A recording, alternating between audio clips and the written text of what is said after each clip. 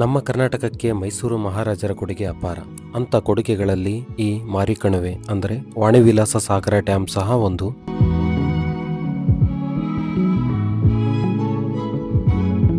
ಈ ಜಲಾಶಯ ಕೋಟೆನಾಡು ಚಿತ್ರದುರ್ಗ ಜಿಲ್ಲೆ ಹಿರಿಯೂರು ತಾಲೂಕಿನಲ್ಲಿ ಬರುತ್ತೆ.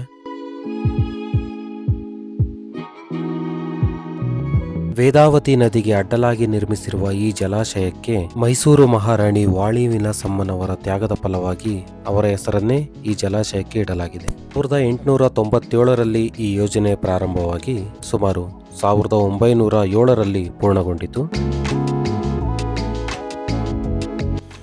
ಇದರ ಮುಖ್ಯ ತಾಂತ್ರಿಕ ನೆರವು ನೀಡಿದವರು ಆ ಕಾಲದ ಪ್ರಸಿದ್ಧ ದಿವಾನ್ ಶೇಷಾದ್ರಿ ಅಯ್ಯರ್. ಆ ಸಮಯದಲ್ಲಿ ಹಣದ ಕೊರತೆ ಬಂದಾಗ ಮೈಸೂರು ರಾಜವಂಶಸ್ಥರು ತಮ್ಮ ಆಭರಣಗಳನ್ನು ಗಿರ್ವಿ ಇಟ್ಟು ಈ ಅಣೆಕಟ್ಟನ್ನು ಪೂರ್ಣಗೊಳಿಸಿದರೆಂಬ ಕತೆ ಇಂದಿಗೂ ಪ್ರಸಿದ್ಧ. ಇದು ಕರ್ನಾಟಕದ ಅತ್ಯಂತ ಹಳೆಯ ಅಣೆಕಟ್ಟು. ಇಂದಿನ KRS ಡ್ಯಾಮಿಗಿಂತಲೂ ಹಳೆಯದು ಎಂಬುದು ವಿಶೇಷ. ಈ ಅಣೆಕಟ್ಟು ಸುಮಾರು 30 TMC ನೀರನ್ನು ಹಿಡಿದಿಟ್ಟುಕೊಳ್ಳುವ ಸಾಮರ್ಥ್ಯವನ್ನು ಹೊಂದಿದೆ. ಮಾರಿಕಣಿವೆ ಜಲಾಶಯ ತುಂಬಿ ಹರಿದು ಹೋಗುವುದು ತುಂಬಾ ಅಪರೂಪ.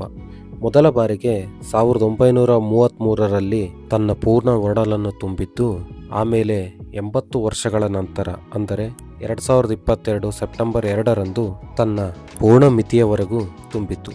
ಇಷ್ಟು ದೀರ್ಘಕಾಲದ ನಂತರ ತುಂಬಿ ಹರಿಯುವ ದೃಶ್ಯವನ್ನು ಸಾವಿರಾರು ಜನರು ನೋಡುವ ಅವಕಾಶವನ್ನು ಪಡೆದುಕೊಂಡರು.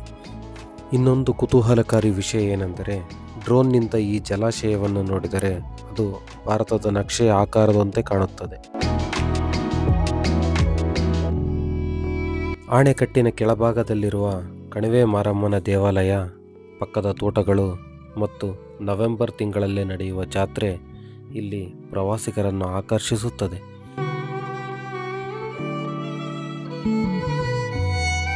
ಮಾರಿಕಣಿವೆ ಜಲಾಶಯ ಅಂದರೆ ಕೇವಲ ಒಂದು ಜಲಾಶಯವಲ್ಲ, ಇದು ಇತಿಹಾಸ, ತ್ಯಾಗ, ಪ್ರಕೃತಿ ಮತ್ತು ನಂಬಿಕೆಯ ಸಂಕೇತ. ನೀವು ಚಿತ್ರದುರ್ಗ ಕಡೆ ಬರ್ತೀರಾ ಅಂದರೆ ಈ ತಾಣ ತಪ್ಪದೆ ನೋಡಿ. ವಿಡಿಯೋ ಇಷ್ಟ ಆದರೆ ಲೈಕ್ ಮಾಡಿ, ಶೇರ್ ಮಾಡಿ, ಸಬ್ಸ್ಕ್ರೈಬ್ ಮಾಡಿ. ಮುಂದಿನ ವಿಡಿಯೋದಲ್ಲಿ ಸಿಗೋಣ.